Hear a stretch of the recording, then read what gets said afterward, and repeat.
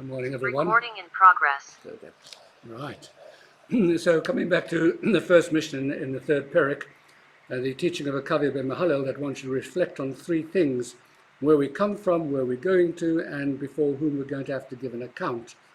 And one of the commentaries, a commentary called the Yain Levanon, who was a German commentator in the 18th century. He was a pupil of Rabbi Yonatan Eberschutz, and he says one needs to understand this Mishnah in a comparative sense.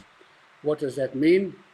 You, man, you consider yourself to be the crown of creation, but wherein lies your greatness? First of all, consider your origins.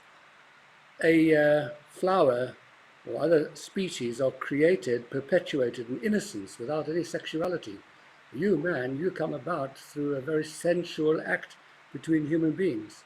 Consider, on the other hand, your final end.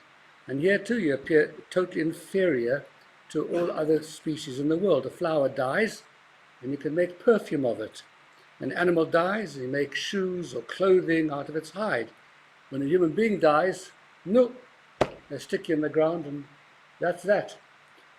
So either in terms of your beginning, in terms of your end, you are inferior to the rest of the whole animal kingdom and to the vegetable kingdom. Even in terms of your maturity, there's this wonderful series called Serengeti, worthwhile watching. It's a series of, I think, 5 on the whole this amazing area called Serengeti in Africa and the lives of the animals there. And in one scene, you see an animal actually being born from a type of deer, and you see this little animal coming out of from the back of the mother, lands on the ground, and immediately stands up, a bit tottery, falls over a couple of times, and it's off, starts to walk together with the rest of the herd. A human being, as you know, is completely and totally useless up until about the age of 40. Well, okay. Or when their mother passes away, whichever comes first. See, so you see, we need a huge amount of time before we become an independent organism. So we have this incredibly long sense of infancy and helplessness. So look at yourself in relation to the rest of the universe and ask yourself, in what respect do you have any kind of superiority? And the answer is, you have a different kind of ability altogether. It's not physical, it is spiritual. It's your ability to be able to transcend, your ability to be able to reach up and to touch something which is higher. You have a mental and emotional ability which is different to the rest of the universe. You can find benefit, you can find significance in the universe.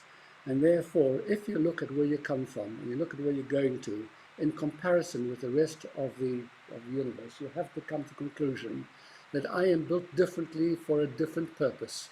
And what is my purpose? To be able to stand before the Almighty and to give an account for myself and for my life. And that is how he gets through these 3 phrases, which almost seem like a non sequitur. Know where you come from, know where you're going to, and then know before whom you're going to stand.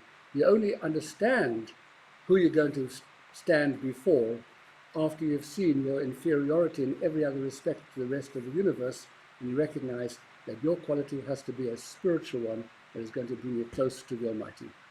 Rabbi Chanani ben Akasha Me'eratz HaKadosh Baruch Hu Zak Yisrael Lefichach Hirban Tomitzvah Shenemar Ad Nechvez Man Tzidko Yadir Trev Yadir.